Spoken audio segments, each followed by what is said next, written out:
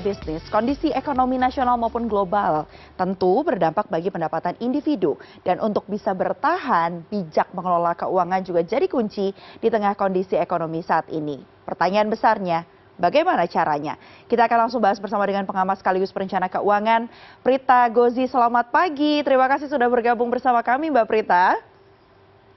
Selamat pagi Mbak Mevri. Ini pertanyaan yang mengganggu pikiran, mengganggu hati banyak orang nih. Apalagi kalau kemarin momentum gajian kan barengan ya Mbak sama THR di bulan lalu, membuat kita harus berpikir lagi gimana formulasinya untuk bertahan hidup. Pertanyaannya, bagaimana sih Mbak sebenarnya kita bisa bijak mengelola keuangan ketika mungkin saving kita sudah mulai menipis atau bahkan udah tipis-tipis nggak punya uang nih?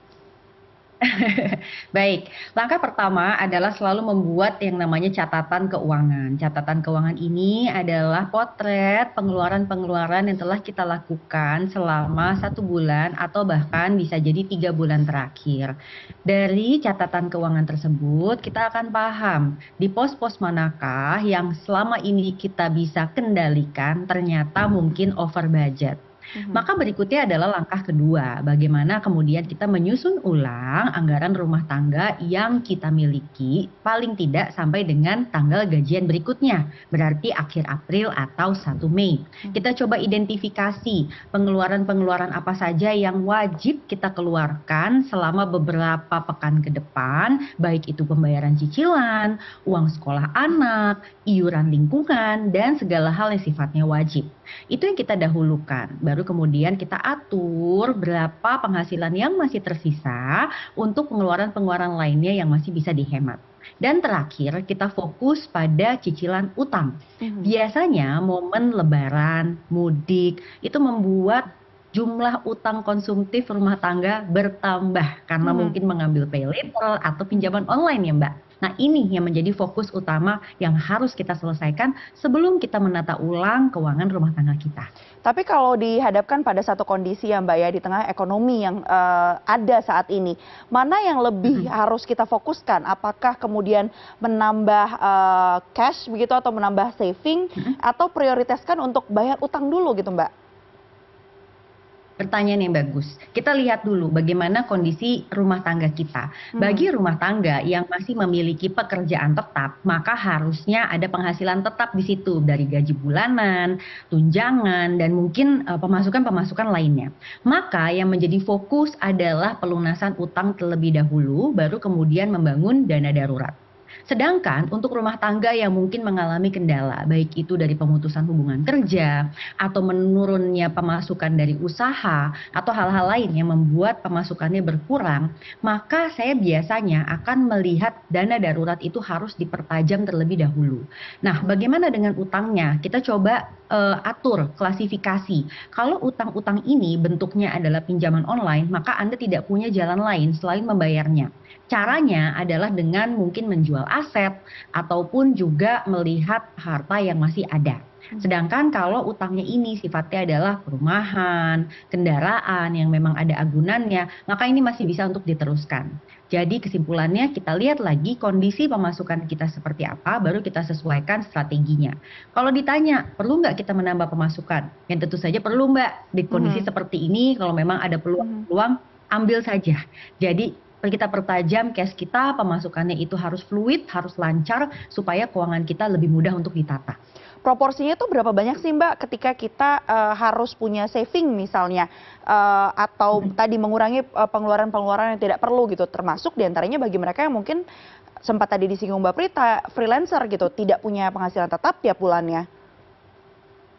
Jadi kita coba kejar untuk target ideal dana darurat itu 3 kali pengeluaran rutin bulanan. Jadi kalau rumah tangga ini punya pengeluaran rutin 5 juta setiap bulannya, sebetulnya target idealnya adalah 15 juta untuk dana daruratnya. Nah bagaimana kalau ternyata ada pengeluaran tak terduga? Ya nggak apa-apa, pakai saja. Banyak salah kaprah nih Mbak, orang sibuk ngumpulin dana darurat, ada pengeluaran tak terduga, dia malah mengambil utang. Itu salah kaprah. Jadi kalau Anda punya dana darurat, meskipun jumlahnya belum ideal mencapai mungkin 15 juta rupiah untuk rumah tangga 5 juta tadi, ya nggak apa-apa, pakai saja. Ini masih jauh lebih baik dibandingkan Anda mengambil pinjaman online yang ada bunganya.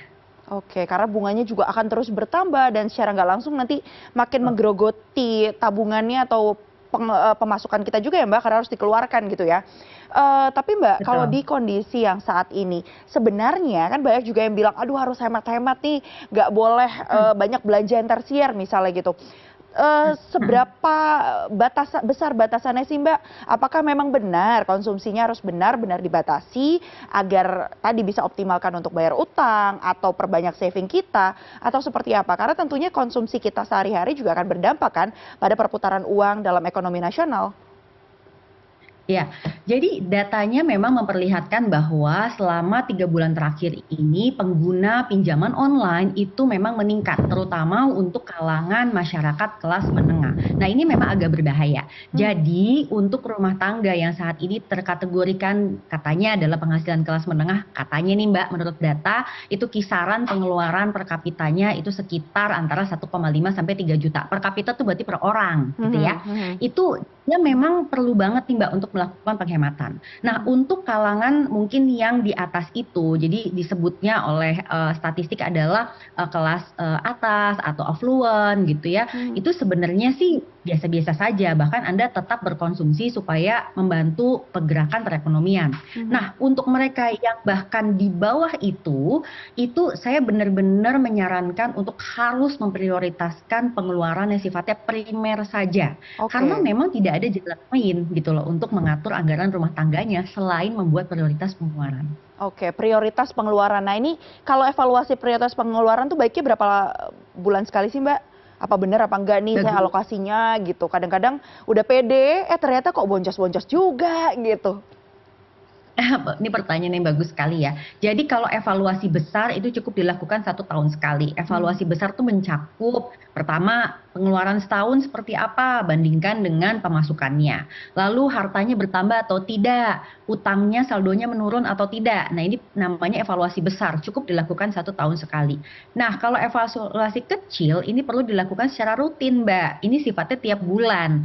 Tapi untuk mereka yang kurang menyukai mencatat keuangan, kurang rapi, kurang disiplin, maka saya bagikan solusi yaitu membagi saja pos-pos pengeluaran dengan bantuan pembagian rekening. hmm. Bagi 3 saja, kita sebutnya living, playing, saving. Nah, berapapun angka rupiah yang Anda masukkan di rekening tersebut, selama dalam 1 bulan masih ada saldonya, alias tidak minus, berarti Anda berhasil melaksanakan anggaran rumah tangga yang Anda buat. Oke, tuh kuncinya itu ya Mbak ya. Berikutnya saya mau tanya soal investasi nih Mbak. Apalagi kita tahu ya, biasanya tuh ada yang bilang fenomena ramai-ramai baik itu beli emas, beli dolar gitu ya, Ya. sebagai bentuk Hmm. investasi atau bahkan ada juga mungkin main saham gitu ya. Nah, sebenarnya kondisi keuangan seperti apa sih Mbak yang baik atau bijak bagi kita untuk kita mulai berinvestasi gitu? Pembagiannya klasifikasinya seperti Iya, apa gitu? baik, ini pertanyaan bagus sekali Mbak, karena kemarin saya sempat melihat juga dari CNN salah satunya, itu orang berbondong-bondong ya katanya mengantri membeli logam mulia saat selesai Lebaran. Nah ini mesti berhati-hati. Anda mesti paham satu motivasi dalam berinvestasi. Apakah memang motivasinya untuk jangka panjang atau hanya sekedar spekulasi? Kita Mhm, pahami bahwa saat ini harga emas itu sedang mempuncak tinggi-tingginya.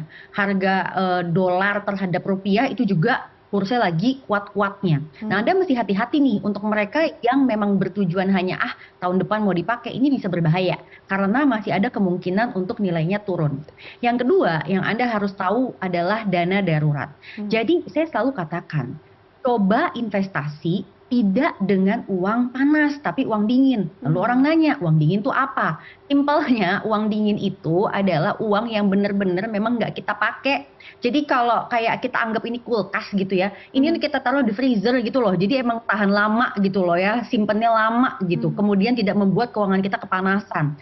Jadi kalau Anda tidak merasa memiliki ekstra dana yang tidak akan Anda gunakan untuk jangka waktu yang lama, ya berarti ini bukan uang dingin. Jangan Mmm, gunakan itu untuk berinvestasi. Yang terakhir, jangan pakai utang untuk berinvestasi. mhm, Saya sering mhm. banget melihat fenomena mau mengambil keuntungan sesaat lalu tidak ada modal, dia berutang dengan harapan keuntungannya akan naik cepat, dia tinggal bayar utangnya. Kalau ternyata keuntungannya tidak naik secepat itu, maka yang ada dia 2 kali mengalami kerugian. Udah mengutang ya kan, investasinya tidak untung gitu juga 2 kali deh tuh ruginya ya Mbak ya. Berarti intinya tapi kalau kita punya Betul. penghasilan yang mungkin, rata-rata begitu ya, atau mungkin cukup lah bisa dikatakan, untuk, penghasilannya. Bijak tidak sih Mbak kalau kita mulai berinvestasi, tolak ukurnya tuh atau faktor-faktornya kira-kira apa aja tuh kalau kita mau berinvestasi dan baiknya tuh berinvestasinya di mana, seperti apa bentuknya gitu? Mungkin ini terakhir Mbak Prita. Baik. Untuk pemula, maka kalau Anda memiliki penghasilan, kita coba usahakan minimal 10% dari pemasukan kita, itu kita gunakan untuk berinvestasi. Nah, investasi ini coba pilih yang legal dan logis, jadi jangan tergoda pada investasi bodong yang memberikan return yang katanya fantastis, bombastis. Mhm. Yang kedua, pastikan Anda memiliki dana darurat minimal 3 kali pengeluaran rutin bulanan Mhm. sebelum Anda mulai berinvestasi. Jadi pastikan dana darurat dulu, baru investasi. Dan yang terakhir, pastikan saat memilih aset investasi, jangan FOMO atau sekedar ikut-ikutan. Mhm mhm. Pahami apa yang Anda pilih dan sesuaikan dengan kapan Anda mau gunakan. Mereka yang memang tertarik membeli emas misalnya, itu sebetulnya perlu memegang uangnya paling tidak untuk 3 tahun ke depan. Karena secara umum, emas itu memang digunakan untuk investasi jangka menengah hingga panjang. Kalau dibilang saat ini yang paling bagus, karena saat ini kondisinya memang bergejolak. Jadi kita jangan mengambil resiko menjadi spekulan. Tuh, pokoknya nggak boleh FOMO, harus sesuaikan dengan kondisi kita, dan yang paling utama tadi juga pastikan pengeluarannya diatur pos-posnya ya Mbak ya. Primer dulu mungkin diupayakan, kemudian Betul. juga kalau memang punya tanggungan-tanggungan seperti kredit atau utang dilunasi terlebih dahulu sebelum nantinya berpikir untuk Betul. melakukan investasi. Pokoknya berkali-kali Mbak Prita tadi bilang paling tidak ada 3 kali besar pengeluaran per bulannya untuk Pengeluaran dana rutin. darurat. Tuh catatannya ya di pagi hari ini. Terima kasih banyak tentunya sudah bergabung bersama kami, kepada pengamat sekaligus perencana keuangan Mbak Prita Gozi. Terima kasih sudah bergabung dan sampai jumpa lagi nanti ya Mbak. Sehat selalu. Terima kasih.